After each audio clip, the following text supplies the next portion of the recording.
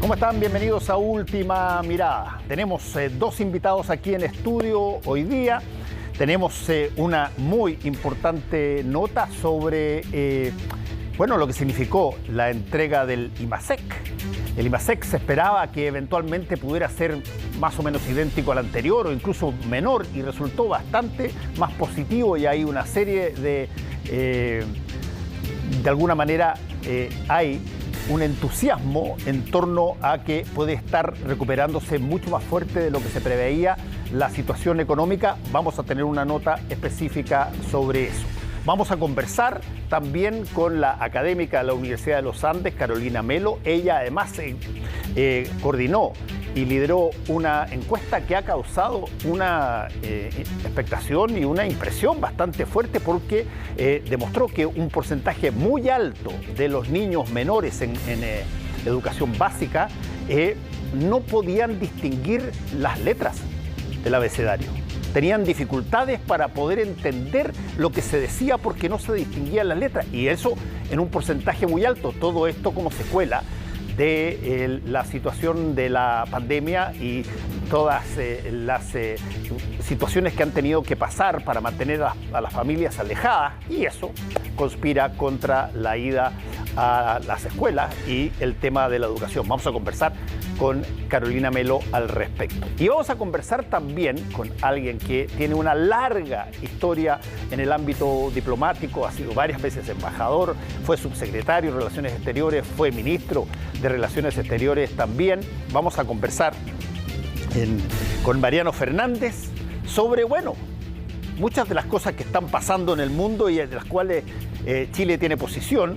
Y gracias por estar con nosotros, Mariano. Muchas gracias por la invitación. Y quiero partir con toda esta, de alguna manera, comidillo de rumores que hay en torno a que si es que hay un cambio de gabinete en los próximos días, uno de los ministerios absolutamente seguros que eventualmente podrían ver un cambio de ministro sería el de Relaciones Exteriores, y sería la ministra Urrejola. ¿Qué te parece a ti eso? ¿Qué tanto es cierto? Es que, ¿sabes? Yo haría una distinción entre el comidillo y las cosas de fondo. A ver.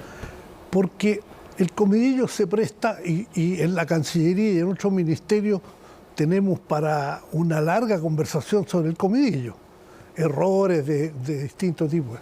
Pero en las cuestiones de fondo en la política exterior, en las cuestiones muy de fondo, yo creo que Chile, bajo el gobierno del presidente Boric, está representando y está jugando una performance de gran nivel.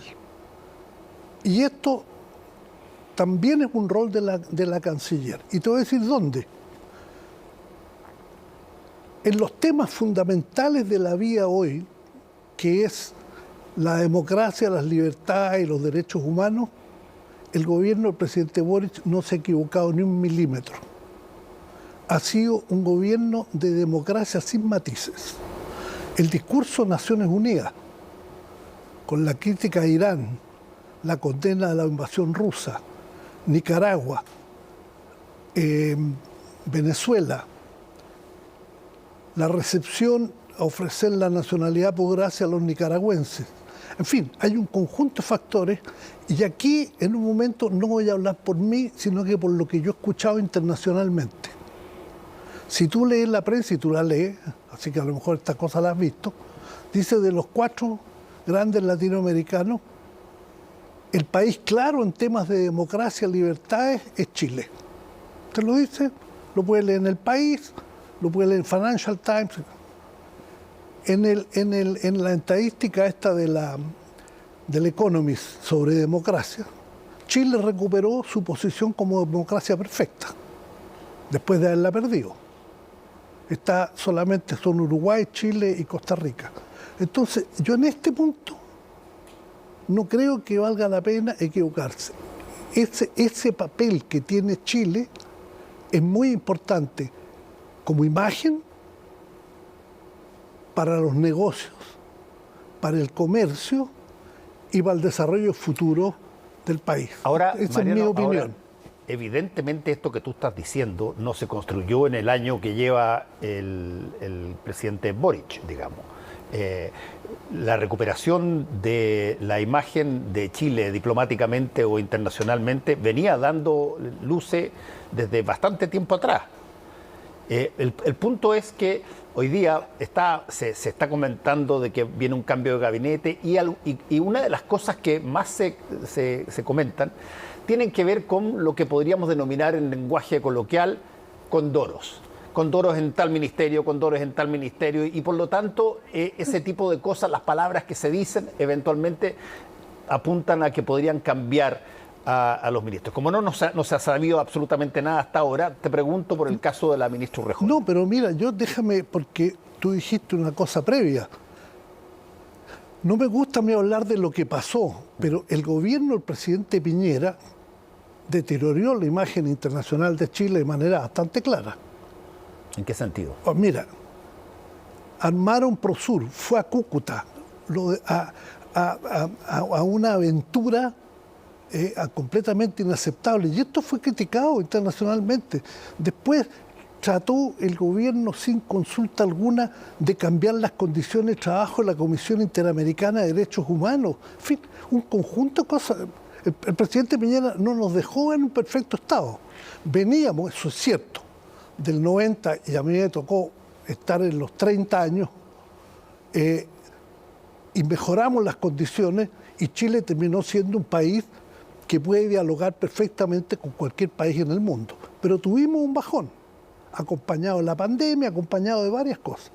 Hoy día yo he visto a la gestión de la canciller Urrejola y la gestión del presidente que se están presentando en los contenidos bien. Después están todos los errores, y los errores se pueden corregir o tú tienes que hacer cambios.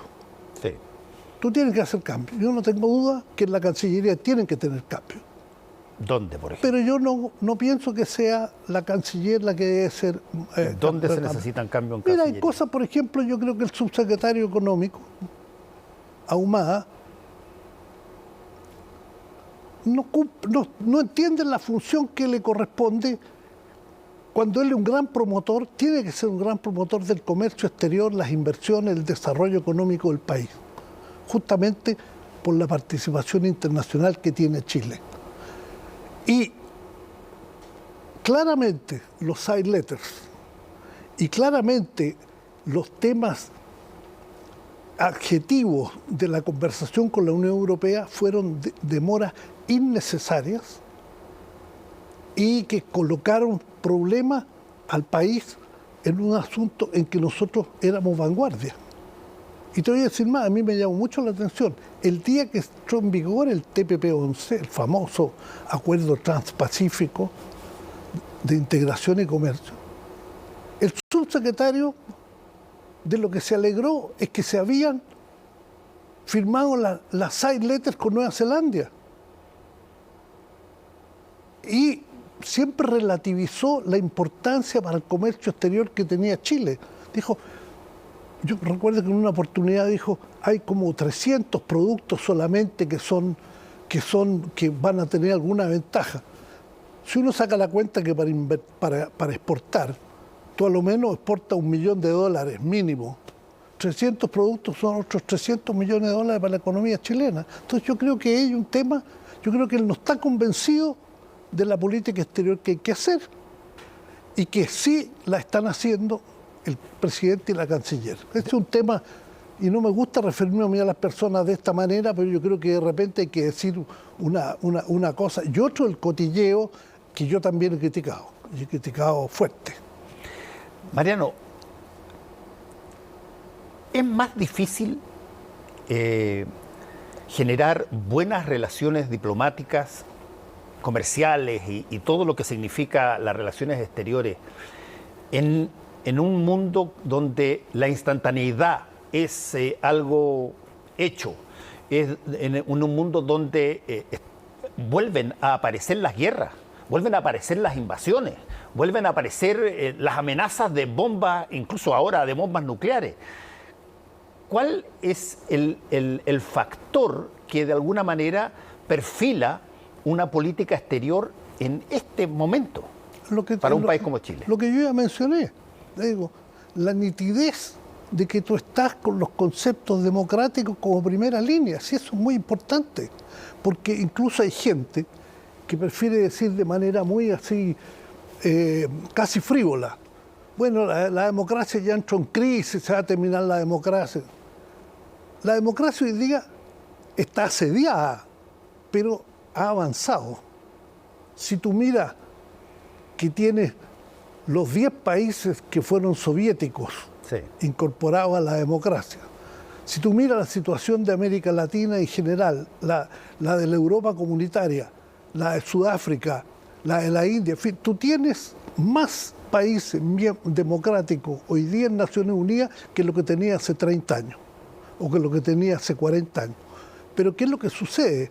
Que esto que tú mismo mencionas, esta instantaneidad, que todo está en las redes sociales, genera confusiones muy fáciles, muy fácilmente genera confusiones. Y como además nadie es perfecto, pequeños errores pueden transformarse en cosas muy graves si acaso están utilizados por los comentaristas sociales que no tienen ninguna responsabilidad en las cosas. Entonces, hay una dificultad, pero yo creo que la línea es donde no hay que equivocarse. Si te lo digo, si en mi opinión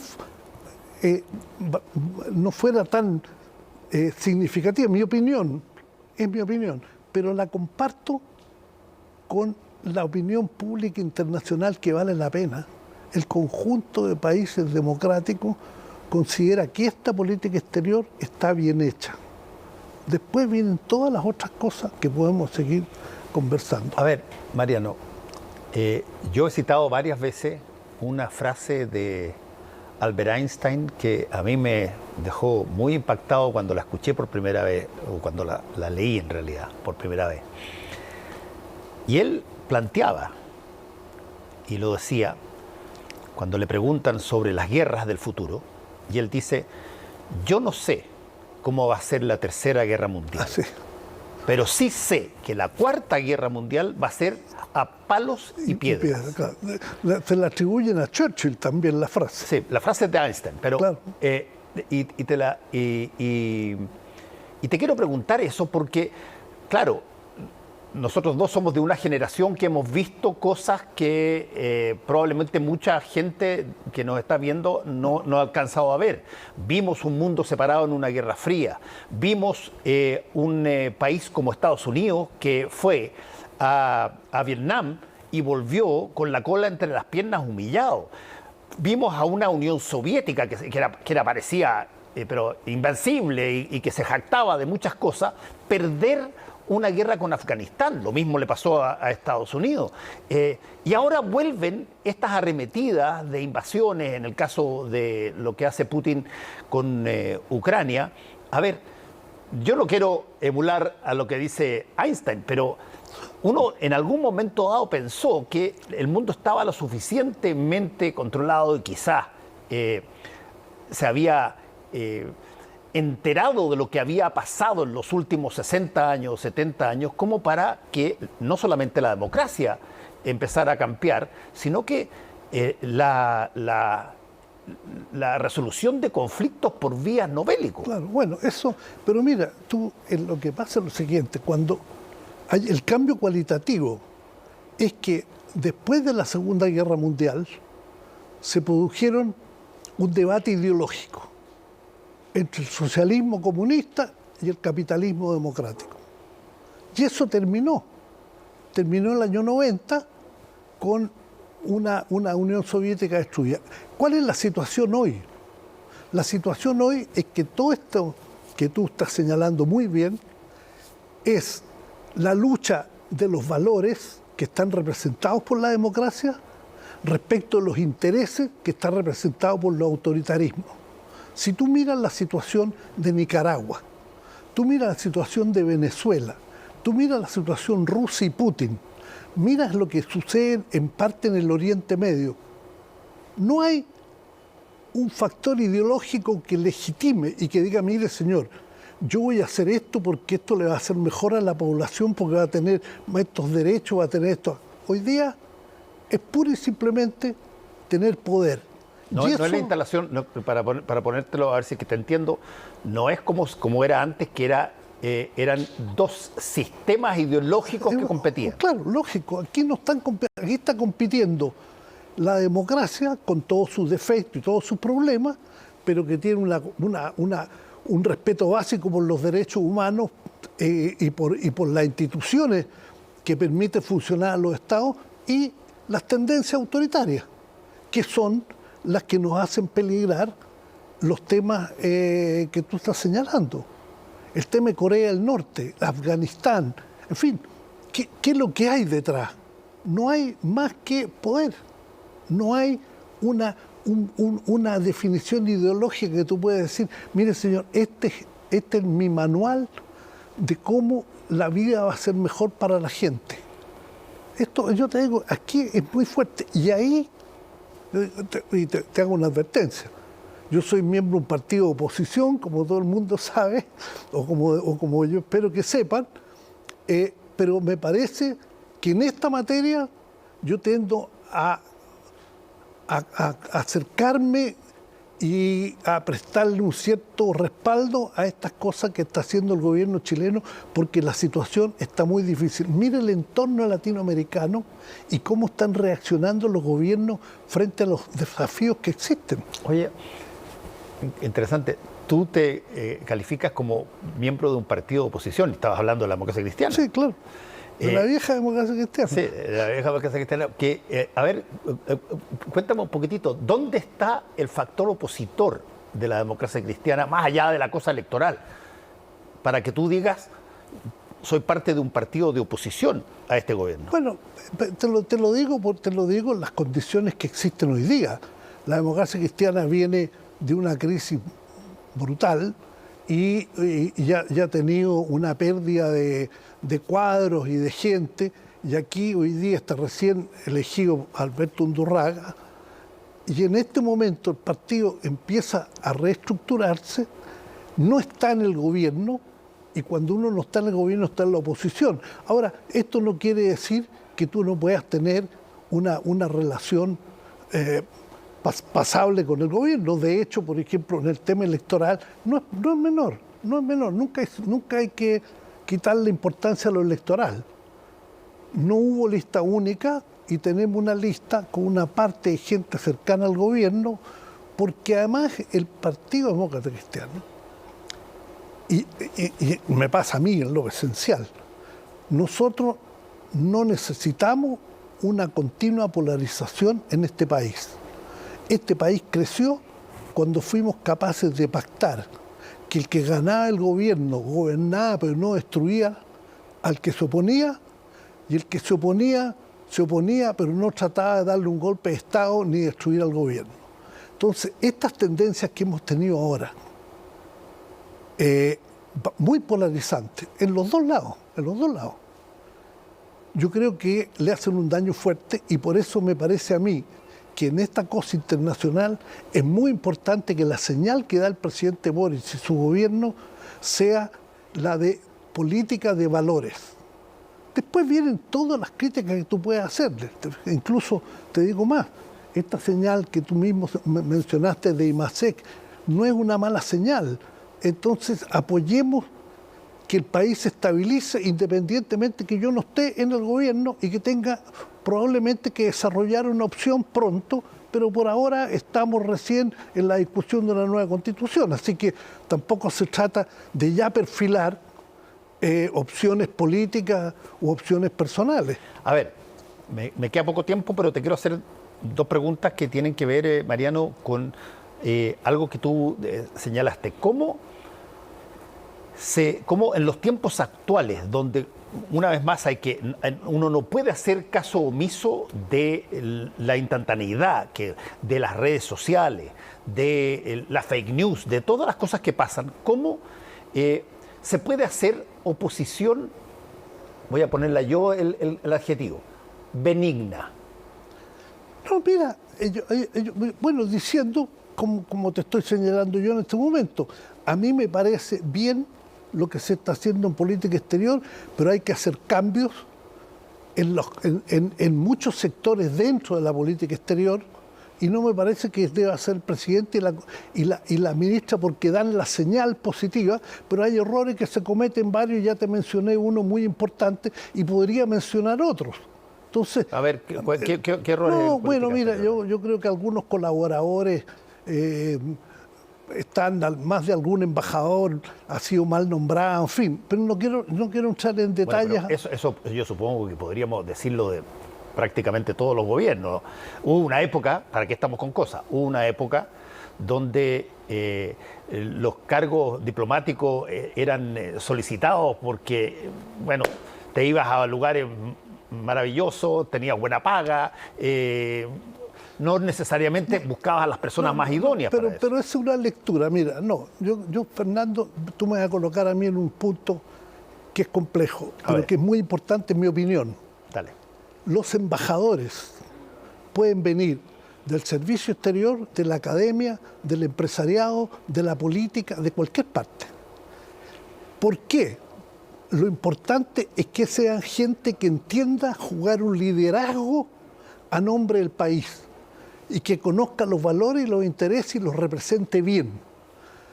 ¿Y por qué te digo esto? Porque Chile en su despliegue internacional solo tiene su diplomacia. Estados Unidos tiene cualquier cosa, tenía la General Motors, tiene hoy día las redes tecnológicas, en fin. En Europa Alemania sigue teniendo la Mercedes-Benz, tiene un conjunto de cosas que le relativizan el papel a los embajadores. En Chile tú dependes fuertemente de tus embajadores. Los embajadores que practican el liderazgo bien son un gran aporte para Chile. Los que no lo practican bien son un mal aporte para el país y ellos pueden venir de cualquier parte. Ya, raya para la suma, porque se me acabó el tiempo. Tú eres de la opinión de que no hay que cambiar a la ministra Urrejola.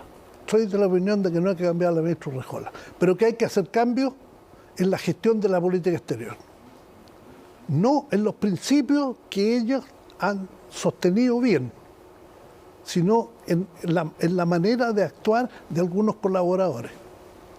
Ya mencionaste al subsecretario. Y probablemente yo no voy a pautear al ministerio aquí, pero probablemente generar una red de asesorías más sofisticadas.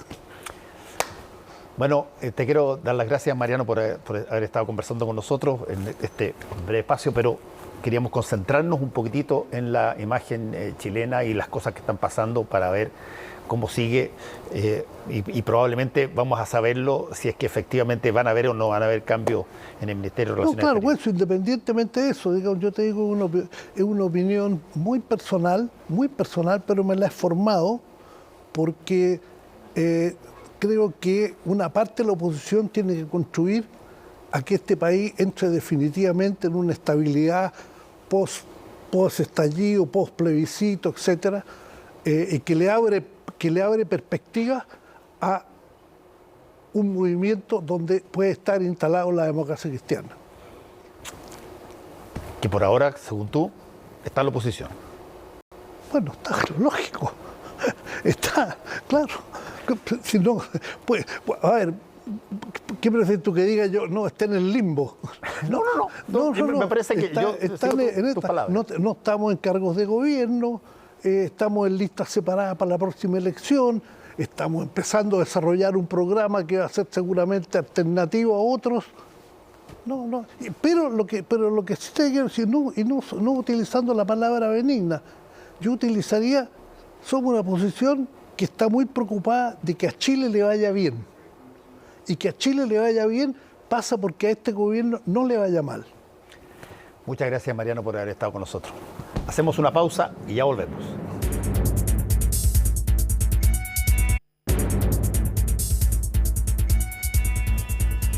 Ya estamos de vuelta aquí en Última Mirada. Estamos con nuestra siguiente entrevistada, Carolina Melo, académica de la Facultad de Educación e investigadora del Centro de Investigación e Innovación en Lectura de la Universidad de los Andes. Y yo les dije que Carolina había llevado adelante una encuesta que yo tengo la impresión de que, bueno, la vamos a desmenuzar un poquitito, pero que puede producir un remesón muy grande, porque hay ciertas cosas que en esta investigación que tiene que ver con la educación básica y sobre todo con los impactos o las consecuencias de lo que ha pasado en términos de la pandemia, casi 2 años enclaustrado, donde aparece una de las cosas, Carolina, que así, remesen todo. Dice que un porcentaje altísimo, cerca del 90% de los niños de una determinada edad, no son capaces de identificar las letras del abecedario. ¿Qué es eso? Así es. A ver, cuéntame un poquito. Te cuento un poquito. Bueno, muchas gracias por la invitación, un gusto estar acá. Esto fue un estudio que nosotros hicimos en la universidad el año pasado. Estos datos que salieron corresponden a una evaluación que se hizo de aproximadamente 3.000 niños entre kinder y cuarto básico, donde nosotros evaluamos diferentes habilidades lectoras. Y una de las cosas que sorprendió mucho de los datos es ver que los niños de primero básico de esta muestra que evaluamos, a mediados de año, estamos hablando como en julio, no conocían todas las letras del alfabeto, no es que no conocieran ninguna, pero no las conocían todas. ¿Qué pasa? Es esperable que ya a esa altura sí las conozcan todas. En promedio conocían 13 letras, ¿ya? Entonces esto levanta una señal de alerta, porque uno dice, claro, un niño en primero básico ya a mediados de año debiera estar leyendo frases simples, frases cortitas, ¿no es cierto? El auto es rojo o cosas así como, ¿no es cierto? Y un niño que no sabe las letras no puede leer, ¿verdad? No puede decodificar el código escrito. Entonces, muy preocupante, muy preocupante. Junto con eso salieron otros datos, ¿no es cierto? Vimos datos de vocabulario muy descendidos, sobre todo en el curso de kinder, ¿ya? Que calza también con otros estudios que habían salido anteriormente ya con unas muestras un poco más chicas. Y el tema de la comprensión lectora en los cursos más grandes, que lo que vimos es que en tercero y cuarto básico los niños de este estudio están leyendo a un nivel lector que debiese ser lo adecuado para un niño de primero o comienzos de segundo básico. O sea, que realmente están muy, muy atrasados. Ahora, las razones de todo eso, Carolina, tienen que ver sin duda probablemente con la interrupción que ha significado la situación escolar en términos mundiales con la pandemia y todo lo demás, pero ¿hay evidencia de que esto venía de alguna manera dándose incluso antes? Exacto, justamente ese es el punto que igual quería clarificar, porque esto de repente se presta así cuando uno no tiene suficiente tiempo para explicarlo, para entender que como que retrocedimos como 3 años en los datos de este estudio. Este estudio lo que muestra es que estamos muy mal, ¿ya? Sí muestra que hubo un retroceso, pero no es un retroceso tan grande, un retroceso estadísticamente significativo, pero más bien chico. Entonces, lo que estaba finalmente es una situación que ya veníamos trayendo de antes, ¿ya? Esta muestra de estos colegios son establecimientos públicos, ¿no es cierto?, en sectores vulnerables, que finalmente el estudio simplemente destapa, ¿no es cierto?, esta realidad. Y dice, sí, efectivamente, hubo un retraso de la pandemia, y una de las cosas interesantes que vimos ahí también es que ese retraso fue más grande para las niñas que para los niños, ya que fue otro de los hallazgos interesantes del estudio. ¿Y cómo se entiende? Ahí tenemos hipótesis. Estamos analizando en este minuto los datos de una encuesta que aplicamos después de esta evaluación. Aplicamos una encuesta a las familias, a los profesores, para entender un poco los hábitos dentro del hogar y las situaciones de la familia y cómo fue la evidencia de la pandemia dentro del hogar, para entender un poco mejor estos resultados. Pero en el fondo, la hipótesis ahí, que coincide también con otros estudios que han ido saliendo, es que finalmente las niñas están más recargadas de labores domésticas en el hogar. Entonces, probablemente durante la pandemia se priorizó menos los espacios de aprendizaje para las niñas, en el fondo. Ahora, Carolina, tú has hecho muy elocuentemente la referencia a lo que ustedes investigaron. Esto es algo que también pasa en otros países por las mismas razones, es decir, porque teniendo la pandemia como una referencia principal, además de todos los problemas que eventualmente puedan haber en términos de capacidad educacional en los países, pero ¿es algo que se ha visto un deterioro de este tipo en todas partes o somos una especie Claro. decepción. No, para nada. Esto es un fenómeno a nivel global. Ya todo el mundo se vio afectado por la pandemia y el golpe lo recibió muy fuerte toda la población infantil por el golpe al aprendizaje finalmente.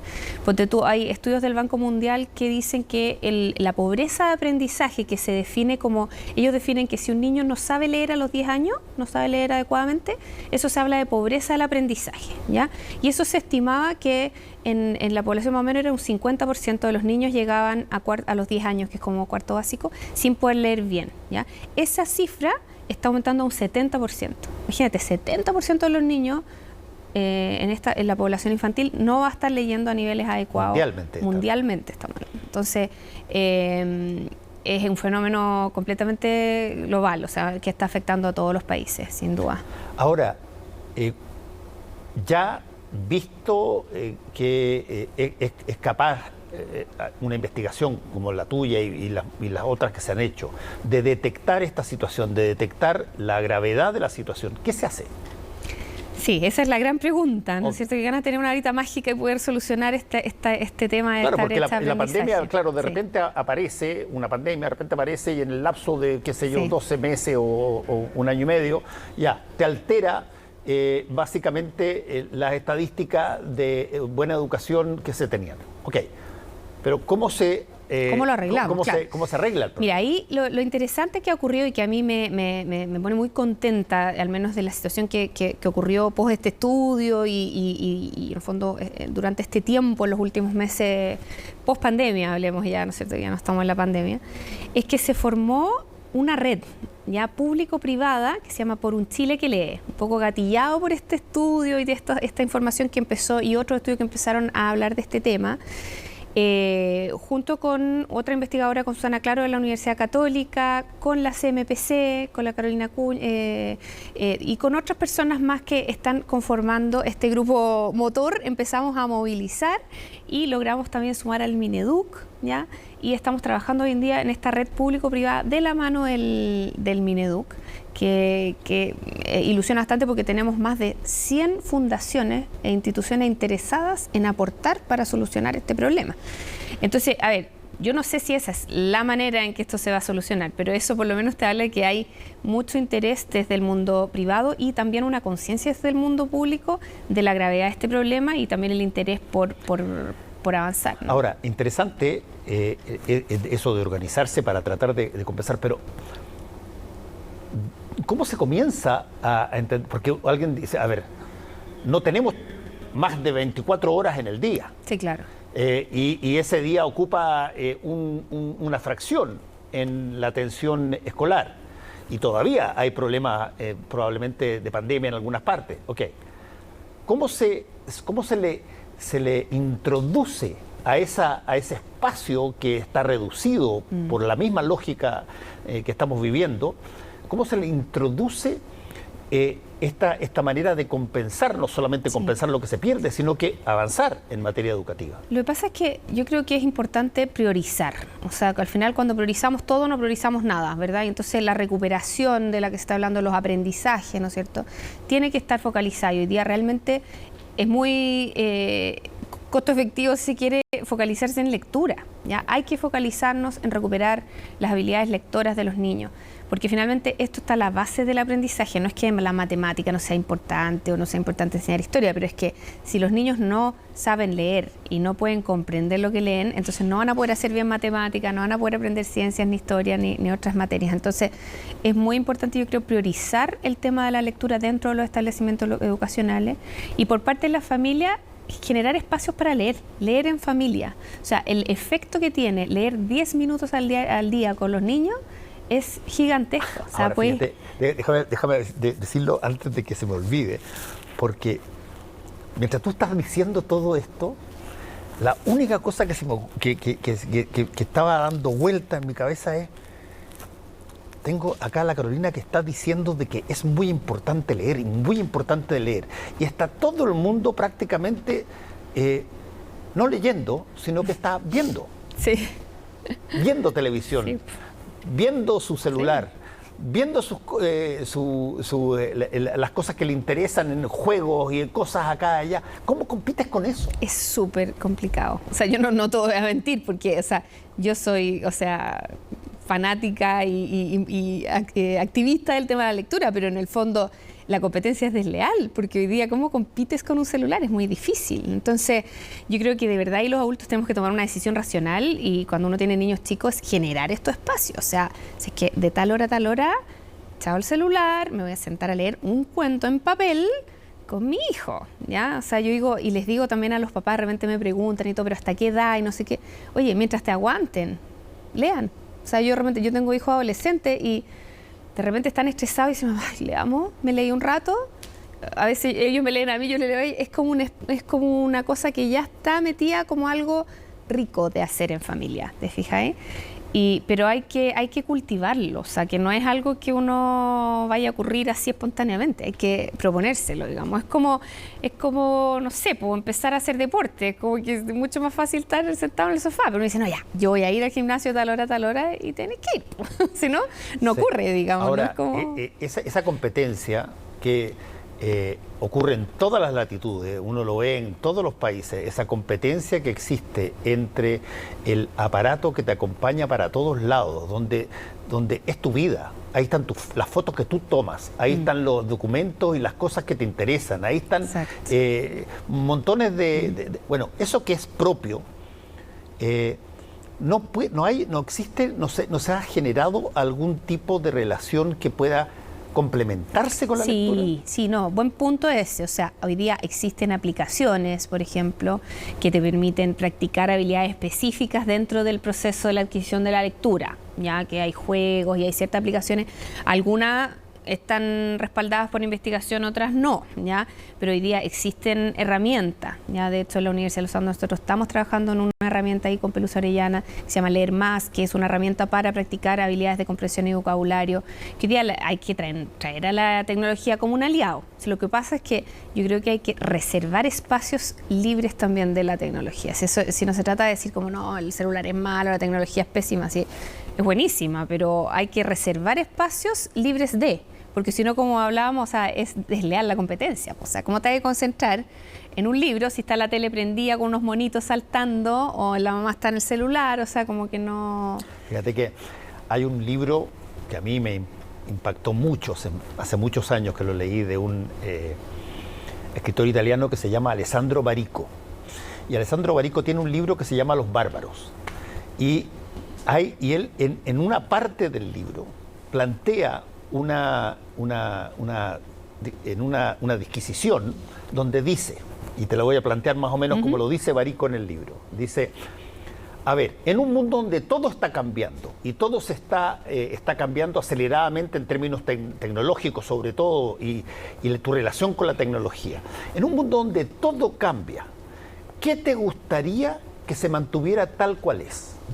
Y fíjate que hizo una encuesta de varias cosas y encontró desde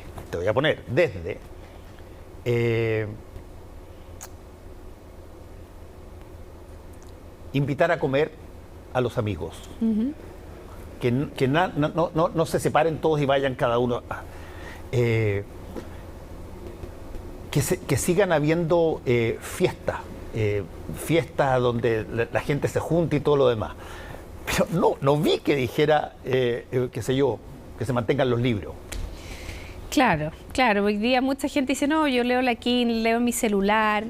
Pero es que yo creo que hay que separar esa experiencia de lectura de adulto, ¿ya?, de la experiencia de la lectura con niños. Me parece que es un poco diferente. O sea, una persona que ha vivido esa experiencia de leerle a un niño, del vínculo que se forma en ese minuto cuando tú estás leyendo con un libro de papel y conversando, mirando una imagen, apuntando el texto, además de todo el cableado interno que está, esa arquitectura cerebral que finalmente se va formando durante esa interacción en esa experiencia, vas creando un bond, un vínculo afectivo asociado a la experiencia de leer que después queda. Entonces después no es que tú necesites los libros, a mí igual me gusta, prefiero en algunos casos el libro, otras veces ando con una Kindle o algo así, pero pero no es que sea esencial en el libro papel después, pero te quedó ya la semillita, te quedó el gusto, Sí. te quedaron las habilidades, el cableado en el cerebro, es eso. Entonces, Oye, se me acaba el tiempo porque el tiempo es cortito aquí, pero te quiero preguntar, ¿cómo puede la gente acceder a la investigación que ustedes están públicas? sí, hoy día no la tenemos publicada todavía, ya esto ha sido un poco complicado Pero va a porque estar. la investigación en general tiene un proceso, ¿no es cierto? Y hay que hacer unas revisiones de par y una serie de cosas, pero yo ya tengo un documento en PDF compartible, que encantada de compartirlo, de hecho desde la universidad ya lo hemos compartido bastante, y bueno, estamos con esta red por un Chile que lee que te contaba, ahí tenemos una persona que es la Caro Anduesa, que es nuestra representante, nuestra vocera, que también está en este Consejo de Reactivación Educacional que está organizando el Mineduc, que ella también maneja los datos y también tiene para difusión si se quisiera. Bueno, muchísimas gracias, Carolina, por haber estado alertándonos de este tipo de cosas que a veces la única forma de saber que ocurren deterioros o por lo menos disminuciones de aceleración en materia como esta, como aprender a leer y entender la lectura, es porque pasa un remesón y hay que hacer algo al respecto. Muchas gracias a ti, Fernando, por la invitación. Hacemos una pequeña pausa y ya volvemos.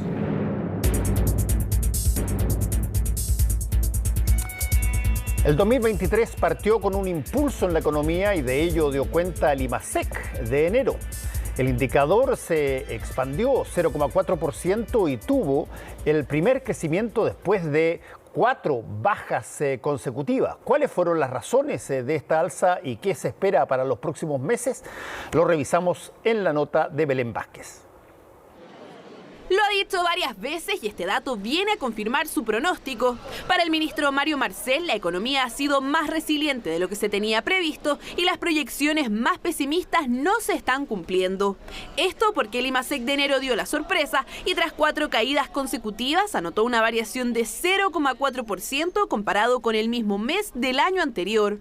Una cifra que en el grueso es positiva, pero que el propio secretario de Estado llama a mirar con cautela. Todo esto lo que nos indica que escenarios muy negativos que se habían anticipado en materia de inflación, de desempleo, de actividad, afortunadamente no se han ido materializando. La economía chilena ha resultado ser más resiliente y con mayor capacidad de ajuste de lo que se esperaba. Si bien la marca de enero superó las expectativas del mercado, lo que pone el matiz son las explicaciones. Por ejemplo, en la producción de bienes hubo un crecimiento de 1,6% asociado al buen desempeño de la minería, que aumentó 4%. Sin embargo, esta es altamente volátil y lo que ocurrió en enero no necesariamente se repetirá en los meses que vienen. Cuando uno mira el IMASEC no minero, ¿verdad? Hay una contracción interanual de 0,2%.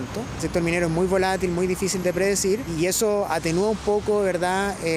Lo positivo de esta noticia y hay que mirarlo con algo más de cautela específicamente debido a eso. Los servicios, como ha sido la tendencia, siguieron creciendo y anotaron un alza de 1,6%, principalmente por los servicios personales y los empresariales, mientras que el comercio tuvo una baja de 3,2%, siendo la caída más contenida desde junio. En este caso influyó de manera importante la base de comparación, aunque hay otros componentes. Todavía queda algo de liquidez restante, algo de exceso de liquidez restante en la economía. En particular, nosotros vemos que la masa salarial con el tema de la PG universal podrían estar apalancando el comercio. Estamos viendo que la actividad en los servicios y en el comercio está siendo más dinámica en términos de actividad mensual desestacionalizada y es ahí uno donde puede decir que la actividad está siendo más resiliente, digamos, y es lo que de alguna manera puede explicar por qué la inflación, por ejemplo, está tardando más en ceder. Que es un buen dato, dicen los analistas, es innegable, pero no significa que sea la tónica en los próximos meses. La diferencia en el optimismo con el ministro Marcel radica en los fundamentos que están generando este buen comportamiento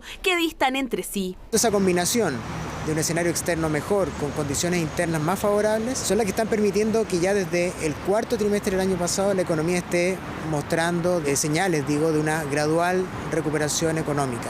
Incipiente, gradual, todavía lenta, pero mejores cifras de actividad. El elemento que falta para que podamos salir ya a celebrar con más fuerza, si uno lo puede decir así, es que la inflación efectivamente caiga con igual fuerza. Tuvimos un dato de inflación recientemente en enero que fue superior a lo esperado y eso lo deja a uno con con más dudas. Ya hay proyecciones que indican que el IMASEC de febrero se movería al alza, pero desde marzo en adelante comenzarían las bajas más sostenidas. Un escenario que complica la estrategia del Banco Central, toda vez que si la economía se ajusta con una mayor gradualidad de la prevista, la inflación se mantendrá alta por más tiempo del esperado y a su vez la tasa de interés continuaría en los niveles actuales por un periodo más prolongado a lo estimado. Nuestro escenario central indica que la TPM se va a reducir en junio, pero nosotros no descartamos que eso se postergue. O sea, creo y eso va a ser muy dependiente de los próximos datos de inflación y de los próximos IMASEC que vamos a conocer en los próximos meses. Para el próximo IPOM, con toda seguridad, el Banco Central tendrá que corregir al alza las cifras de crecimiento,